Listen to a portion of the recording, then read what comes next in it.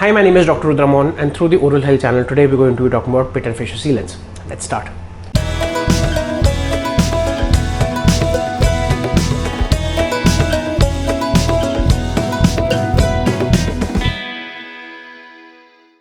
So today's episode is very important for children under the age of 16, right from the age of 5 to 16 years of age, which is known as pit and fissure sealants. Now you have in all your teeth, your primary teeth and your permanent teeth, posterior teeth which are more susceptible to cavity and breakdown because of the fact that they possess pit and fissures. Now pit and fissures are grooves. These are anatomical grooves which are present in the central part of the occlusal, that is the top of the teeth, which serve as plaque retentive areas, and thereby, because of the fact that no matter how much meticulous oral hygiene you maintain, it can still give you plaque retentive areas that lead to breakdown of the food and the debris by the bacteria colonized in the niches and the crevices of these areas and cause cavitation and decay and pain and discomfort to the child.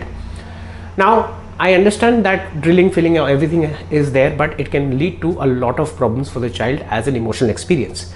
And not only that, just the financial aspect of the materials that are being placed, the advanced materials, that are tooth colored materials that are being placed, that can obviously set you back if you don't take care of your teeth.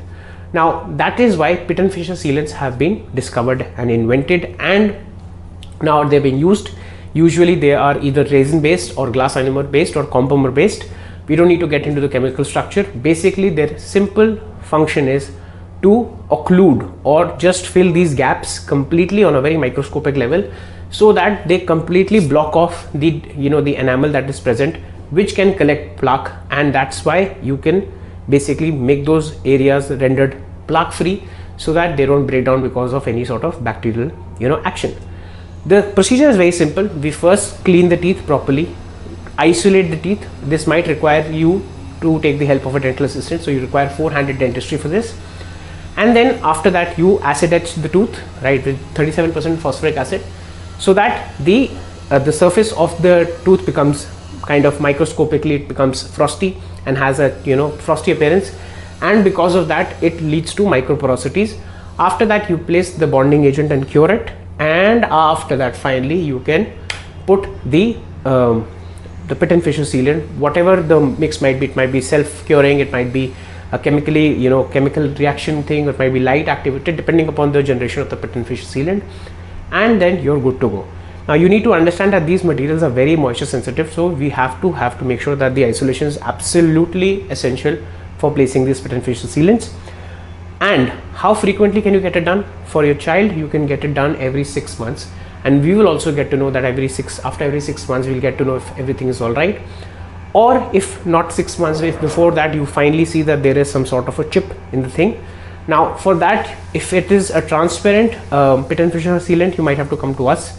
But if it's an opaque pit and fissure sealant, you will definitely be able to see that there has been a definite chip off of the area, and you can get it refilled. There is no problem with that.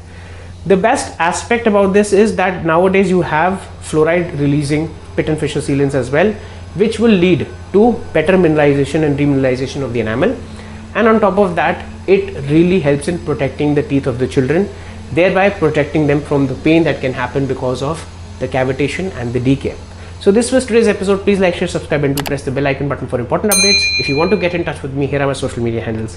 Kindly refrain from calling me directly, as I might be busy with patients.